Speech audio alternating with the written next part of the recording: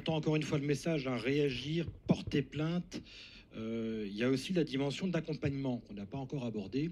On va voir tout de suite, notamment avec Jérôme Bertin. Jérôme Bertin, qui est directeur général de France Victimes, avec cette question: comment peut-on aujourd'hui accompagner finalement ces élus victimes de violences psychologiques ou physiques? On a vu les dégâts que ça fait. Comment concrètement peut-on les aider? Alors, pour répondre très directement à votre question, comment on le fait pour les autres victimes? C'est-à-dire que les rôles des associations d'aide aux victimes, bien sûr, qui sont déjà présentes sur tout le territoire. Il y a 130 associations fédérées par France Victimes et agréées par le ministère de la Justice pour aider toute personne qui est victime sur le plan du soutien psychologique, information sur les droits, accompagnement social. Mais qu'est-ce qu'on constate? C'est souvent que l'élu, en fait, ne fait pas appel au service des associations d'aide aux victimes. On l'a dit, il y a peut-être un petit peu aussi une culture qui fait qu'on accepte le risque, on accepte la menace, mais on voit aujourd'hui, avec les exemples qui ont été cités aujourd'hui, que la répétition, l'aggravation des faits et les répercussions sur les proches amènent sans doute aujourd'hui à une prise de conscience. Et je tiens en effet déjà à remercier Monsieur le maire d'avoir pu dire publiquement que lui, à titre personnel, il a eu besoin de ce soutien. Je pense que ça peut aussi débloquer certaines choses. Nous constatons depuis des années, en effet, que l'élu est celui qui souvent se néglige. Il va être très soutenant vis-à-vis de ses administrés et il va oublier d'être soutenu lui-même ou elle-même. Donc, c'est pour ça qu'en 2021, on a déjà passé une convention avec l'AMF pour faciliter justement cet accompagnement, pour permettre, en connaissant mieux l'association locale, de ne pas oublier qu'on peut aussi la saisir pour soi-même.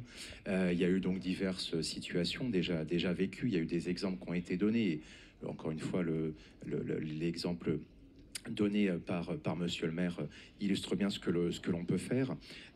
L'idée, c'est pas en effet que l'élu soit au-dessus de la mêlée, mais on voit bien que, encore une fois, pour que lui puisse assurer sa mission, pour qu'il soit soutenant, il faut quelquefois qu'il soit soutenu. Mais encore faut-il qu'il accepte de l'être.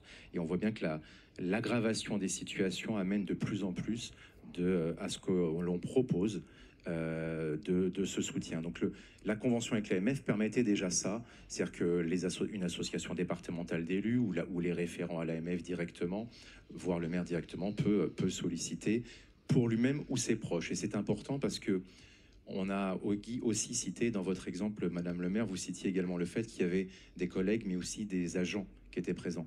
Je tiens à dire ici que pour reprendre l'expression du président de la commission, en effet, c'est pas d'être au-dessus de la mêlée, mais c'est de faciliter l'accès pour l'élu, ses proches, ses collègues, sa famille.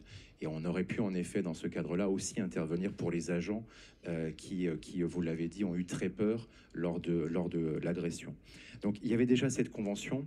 Et juste pour être vraiment, pour faire très simple et très direct, cette convention, elle a son utilité. Et on va aujourd'hui, avec le soutien, en effet, de Madame la ministre et en lien avec l'AMF, faciliter encore plus cet accès, puisque ce que va faire du coup France Victimes, ce qui a été fait d'ailleurs depuis lundi, c'est de mettre en place une ligne qui est dédiée aux élus, ou en tout cas à toutes ces situations vécues. Encore une fois, je tiens à élargir le propos, parce qu'il n'est pas question de faire une différence entre les victimes.